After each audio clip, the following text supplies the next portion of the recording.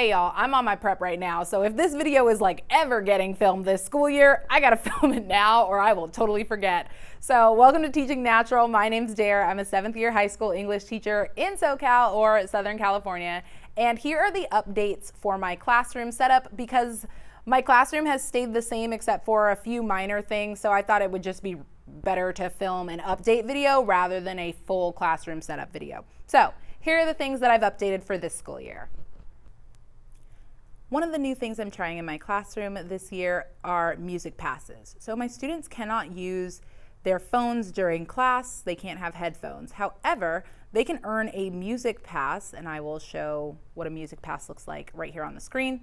They can earn a music pass for various different citizenship good deeds or academic good deeds, or doing resubmissions if they didn't have academic success with an assignment.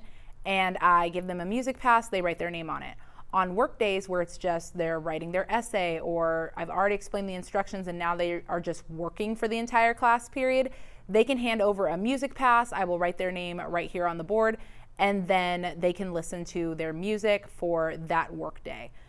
The music pass only lasts for one work day, so it incentivizes them to use more music passes, or it incentivizes them to do more of those good deeds that I were looking for, showing that good citizenship, the IB learner profile, or to improve their academics, whether they get an A the first time or they come back for resubmissions and get a music pass that way. So I've really been liking music passes. It's working well in my classroom, and I'm not having as many issues with cell phones or headphones this year because I'm giving them that little bit of freedom and reward with music passes.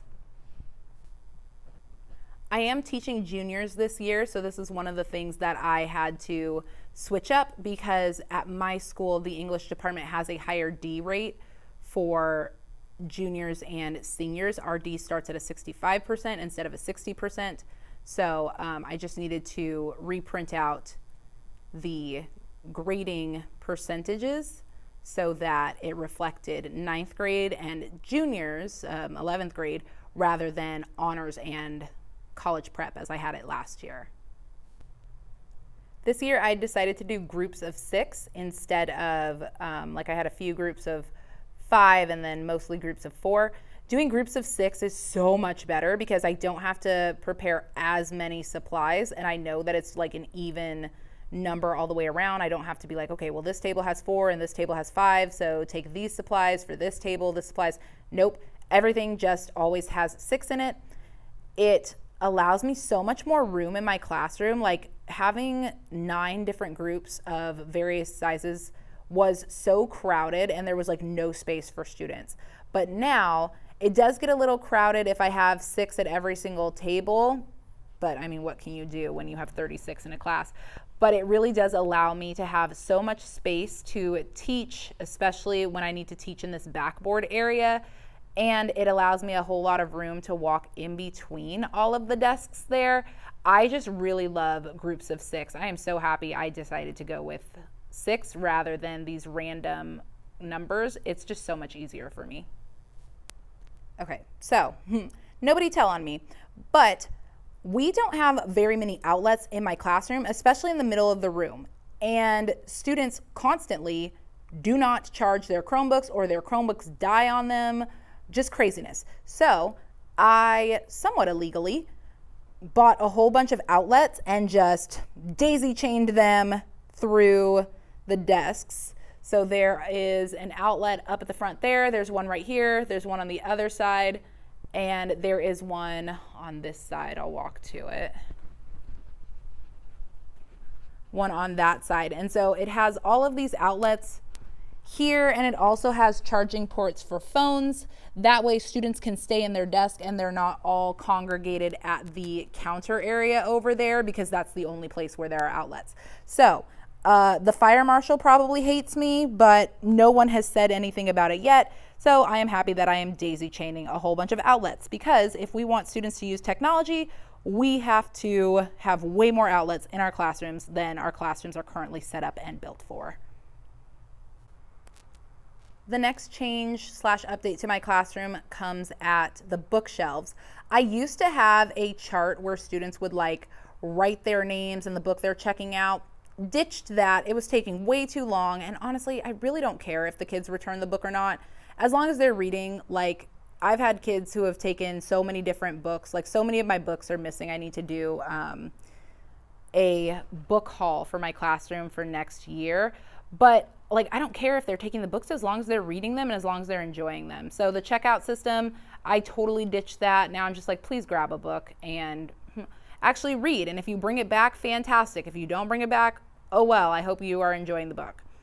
I also am teaching juniors this year. So where the class used to say honors and college prep, it is now freshmen and juniors, because I do not have honors classes, because my principal really wants me to focus on college prep and like building a very strong freshman college prep program at our school.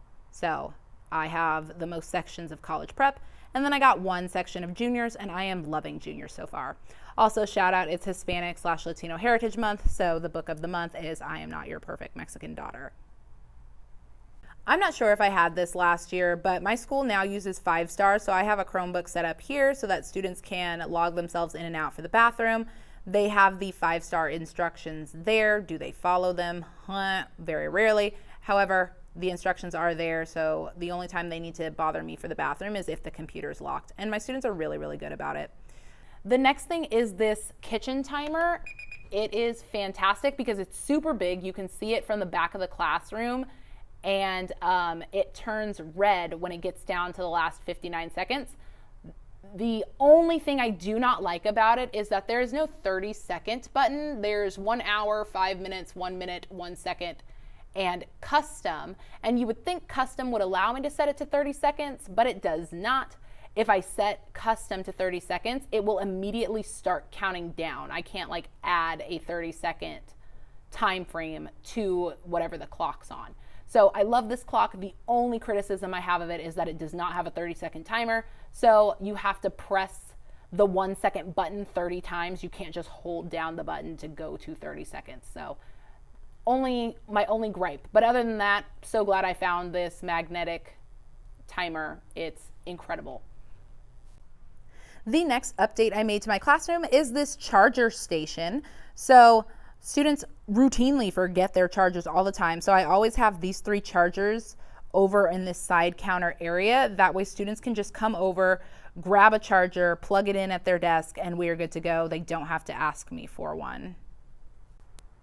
The last change that I made or update to my classroom are these sentence frames for academic conversations. I always have an English notebook that has these in them. However, students never look at them. So I just decided to put one on every single desk. You can tell the tape is like on its last leg. I do need to redo the tape. But so far, because I laminated these, it really is super awesome. They're holding up. I have not had one fly off a table and disappear. And so I tell my students to look at these sentence frames whenever they need to work on their speaking and listening points, which they have 2 weeks to get one of each of the bolded categories. And so this really is helpful for all students, but especially my English language learners. It is helpful for them to know how to phrase their speaking and listening, and for them to understand what I mean when I say paraphrase, or when I say defend, or challenge, or qualify. It's like that. So those are some things that I switched up in my classroom this year, and they seem to be working really well. I'm liking them. I'm not having any problems, and my classroom seems to be flowing way smoother than it was in previous years. So let me know, what are some things you like about my update? What are some new things you're trying in the classroom this year? And in the meantime and in between time, take care of yourselves, and I'll see you in the next video. Bye.